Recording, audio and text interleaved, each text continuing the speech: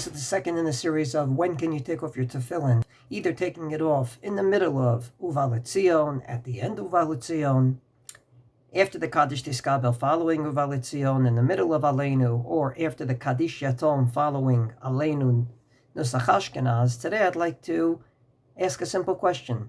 What's the reason for these various opinions? I believe there could be one of two reasons. Reason number one is there's a fundamental difference of opinion. When does davening end? The Shulchan Aruch paskins asur la'adam latzet mibeit hakneset kodem kedusha desidra. According to the Shulchan Aruch, who said that you can take off your tefillin after lציון, he happens to be the same person that says that you can't leave shul until following lציון. Namely, it seems clear that he believes that lציון is the end of davening.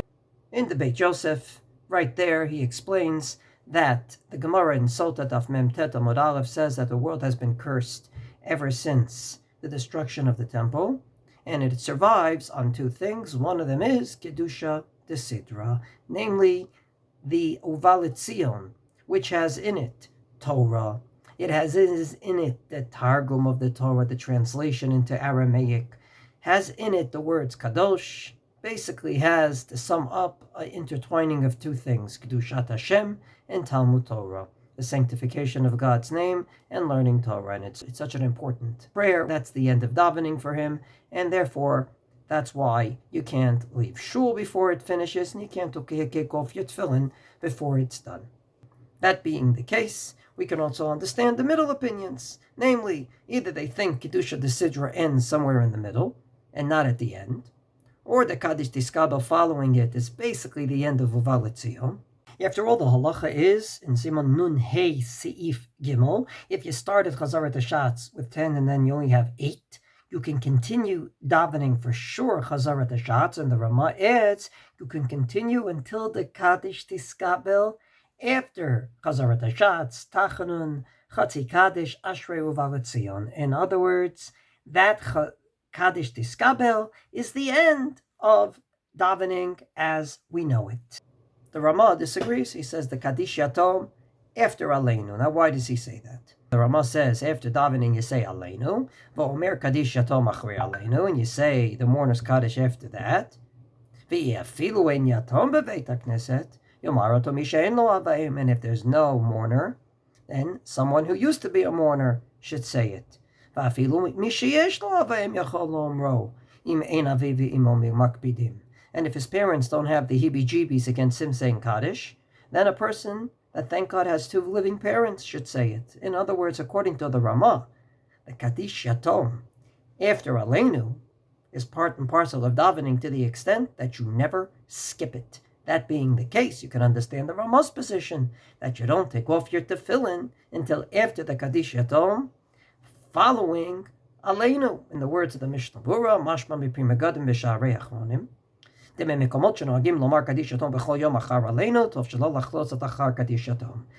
according to these points of view that say that you say this Kaddish lock, stock, and barrel anytime after Aleinu, you don't take off your tefillin until after that Kaddish. So explanation number one is fundamental difference. Where does davening end? According to the Shulchan Aruch, after lציון, according to the Rama, after the Kaddish Yatom, after Aleinu, which you say under all circumstances. And you can't take off your tefillin beforehand. However, maybe there's a different way of explaining it, and that is not so much where's the end of davening, but how do we define Aleinu? Aleinu l'shabeach is said at the end of Shachris. Why? According to the Magen Avraham, based on many, Shiyomar achal kol tefillah megimel tefillot is sort of the end of davening of the three davenings. And that's what we do. We say it after Shachris ben Chamayriv. Be at the end of davening, you don't take off your tefillin until davening is over, after Aleinu. Since the Kaddish Yatom follows Aleinu, because you said psukim, you can't take off your tefillin until davening is over, and Aleinu basically is the symbol that davening is over. But the Bach has a different point of view. Look at the Torah. The Torah says you say Aleinu, v'niftarim levatehem b'shalom. He sort of says you say Aleinu and you go home. Like the Spardim do, they say Aleinu and they don't say a Kaddish following it. Indeed, the Bach explains that the reason you say Aleinu is Litko bilvavenu kodem sheniftarim lebatehem yechud malchut shamayim v'shechazek bilvavenu emunah zo shiavir geluim min haaretz v'alim kavikaretu nekelam malchut shadai ki az gam ki lechol echad miYisrael masam matanim agoyim of the avodah zarah v'gilu lihem umatzlichim lo nifnei levavenu el alim v'lo yalbe b'machshava chas v'shalom she'uriru ravera. In a word, Aleinu is not the end of davening. It's the first thing we say when we leave the confines of the shul into the big world, so that we will not be influenced by the various avodah zaras out there that might be tempting. We're going to have a lot of business with non-Jews. Maybe we'll go to our head and say, hey, they're so successful. Maybe I should go to church every Sunday. So the last thing we say is, no. We only give thanks to God, we only bow to God, and therefore we will not be influenced by them. In a word, it's not the end of davening, it's the beginning of life outside of shul. That being the case, you can understand that the people that didn't have the minhag to say it after mincha, when they daven mincha ma'ariv together, have a fundamental difference. Why? According to the Mishnah, again, Giborim, and the Mishnah Bura, the reason is because they're davening mincha and ma'ariv together. So the Aleinu after ma'ariv covers mincha as well, because you're supposed to say it after each of the three davenings. That's probably why we don't say it after Shachris if we daven Musaf afterwards, because one davening follows the other. But according to the Bach, that's not the reason. The reason is because you didn't leave shul.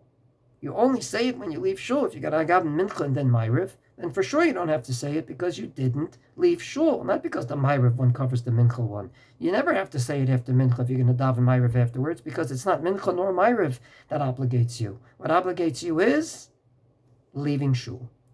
That's probably why we don't say it on Yom Kippur, since we're in shul all day. That being the case, now we can understand. According to the Ramah, Aleinu is the end of davening, so you have to wait to take off your tefillin until davening is over. But according to the Shulchan Aruch, no, it isn't. Sephardic minhag, you say Aleinu as you walk out, meaning it's not the end of davening, it's the beginning of life out of shul. Therefore, for sure, you can take off your tefillin beforehand, because it has nothing to do with davening. It has to do with life outside of shul. And this works out beautifully with the two customs as to where to say Aleinu. Since the Shulchan Aruch assumes you can take off your tefillin before Aleinu, he basically assumes that Aleinu is not part of davening, but rather it's the beginning of life outside of shul. Thus, the Sephardim say Aleinu at the very tip end of Shachris, after Shir Shayom and Kaveh, etc., as they're walking out of shul.